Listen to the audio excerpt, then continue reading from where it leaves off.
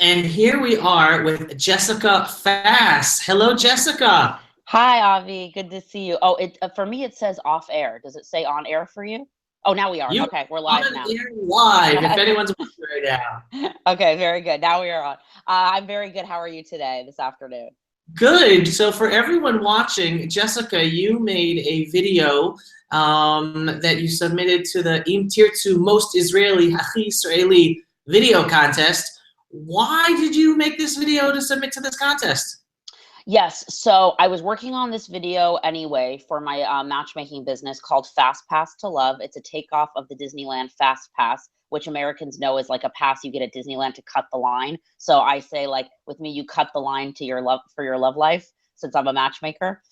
So I was working on it and this video, and then I saw the contest, and I was like, oh my goodness, this is like perfect for this video. I'm gonna like tailor it a bit and enter it because I made Aliyah to Israel. First, I came in 2011 for a Masa program. Then I didn't commit right away, just like people in modern dating don't commit. I tried it out for 3 years, and then I made Aliyah in 2014.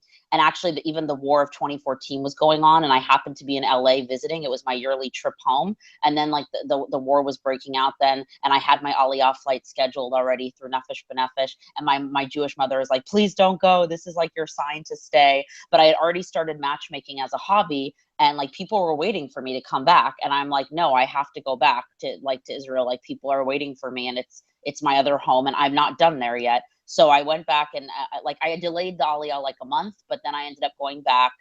Even though our Aliyah flight originally got canceled, it was going to be the big plane with everyone making Aliyah together, but it was too risky to do something like that. So the government canceled that flight, and I came on a different flight later with still like 15 people making Aliyah. Best Living in Israel was the best experience of my life. Those 5 years, I became a matchmaker because I lived there, because everyone was so open and friendly. All the Olim, because we're all kind of like, orphans together. Like we leave our families, we start over, and so people like were so open when I would meet them at networking events for Olim and share their stories, and the Israelis too. Like my Israeli guy friends were my first friends that took care of me, almost like I was their child when I'm learning how to do everything. And they like I loved them so much, like family. Within like 2 days of meeting them, they took me to the bank to set up a bank account. They took me to get a cell phone, and so like those were like the first guys I set up with. The women that ended up becoming their wives, they were like Olim women from Denmark, from Holland. So like living in Israel, like becoming Israeli changed my life. I wasn't as confident before. I was like not completely comfortable in my own skin. I was always like an actress and like a little bit outgoing, but it was being an actor is different, because you get to play like a different role. You're not yourself. So I really got comfortable in my own skin. I gained all this confidence because I worked in different startups. I met different people every day. I didn't speak the language, and I had to get around the country on my own. So had I not lived there, I wouldn't have had the confidence to start interviewing people, taking money for matchmaking. Um, and yeah, so it completely changed my life to live there. And even though I live in the US again now, I'm still an Israeli citizen. I'll still go once or twice a year. I still have clients there. Even like high end, when I started like taking real money and doing it for a full-time job, I have high end clients in Israel as well. And maybe I'll get another one this summer. But and then I do date coaching on Skype, and I'm going to do it in person when I get back.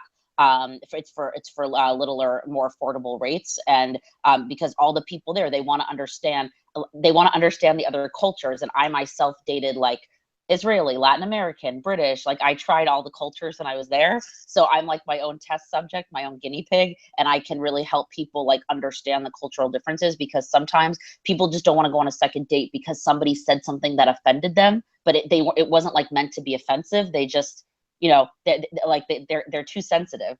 So I'm trying to like help people like actually become more Israeli, because the Israelis are not the sensitive ones. They're just like, yalla, you like me or not, let's go. And if they don't like you, they say, okay, I just think of you as friend, we're going to be friends, and they just tell you.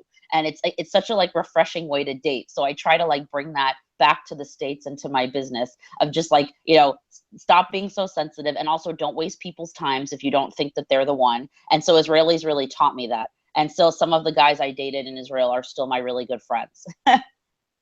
That's unbelievable. Now, you had a very interesting take on what the most Israeli thing is, the message in your video. Can you just share with words what you believe the most Israeli thing is, then hopefully people will go watch your video and maybe even vote for you?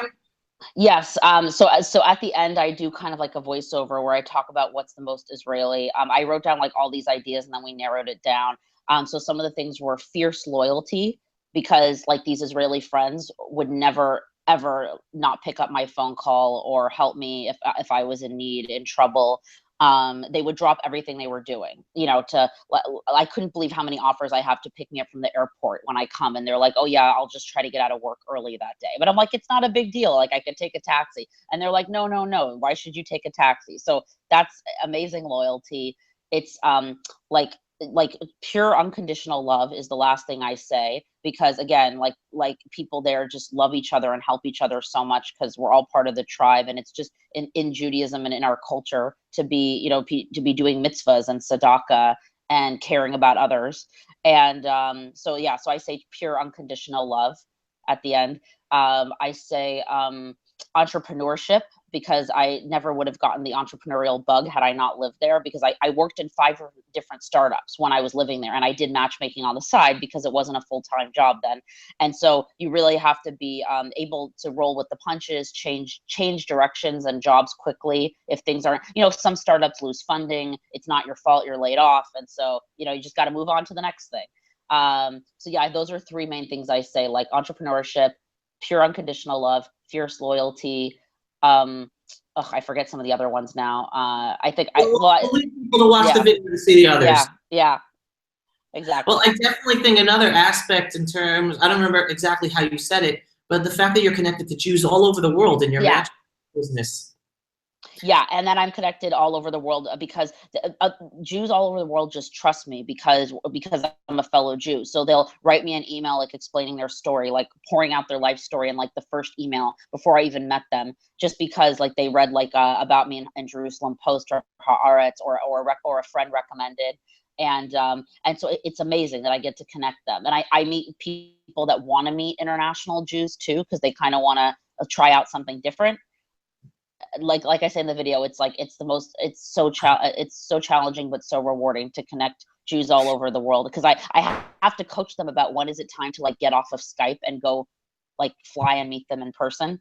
And I've had it like, and some people are dating long distance and figuring out, you know, if it's going to be the real thing right now. But I mean, when I was in Israel, it was easier because the Olim were already living there, so it's not like the guy had to fly to Denmark or Holland, you know, like they were already both living in Israel.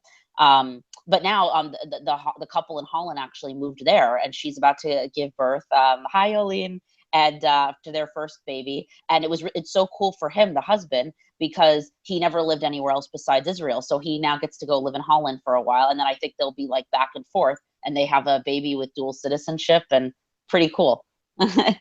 Amazing, amazing. Yeah. Well, everyone, the link to watch your video is right up there. So anyone who wants to see your video and see about what you're doing and your messages about what's the most Israeli to you, they can go watch and vote. And I guess anyone who's interested in searching for someone, still searching, if they want some help, they should come as well, correct? Correct. They can just go to my website, fastpasstolove.com. And I'd love to help them. I have a free database where anybody can just make a profile for free. You don't have to enter a credit card or anything like that. And then I can always date coach people, you know, for reasonable, affordable rates. And then they can always match a paid client now or in the future. So it's, I'm an avenue. I say I'm an avenue. I'm a great way to meet people, but like you also need to be out there on your own too, because I'm like another set of eyes searching for you. I have 4 eyes, you know, with the glasses, but you need to search yourself too, because it's just the more people you out with, the more you learn about yourself, and your odds are just better. So I'd love to be like everyone's other alternative. As if they're going to go with a matchmaker, I'd love to be their first choice and another alternative for them to meet the love of their life. And I want all Jews to get connected and get married. And the international connections are amazing, because then the children are going to speak 3 languages and have dual citizenships, and that's so cool for them. And all the Israelis you can match up with Jews from around the world to then help bring them all here, so we bring more Jews to Israel is amazing. Exactly. Wonderful. Well, Jessica, thank you so much for taking part in the Im Tirtzu Most Israeli Contest, and best of luck with everything. Looking forward to having you back in Israel. Thank you, Avi. I look forward to being there. I'll be there this May 11th. I arrive. Wonderful. All right. Shalom from Jerusalem, Jessica. Shalom from New York.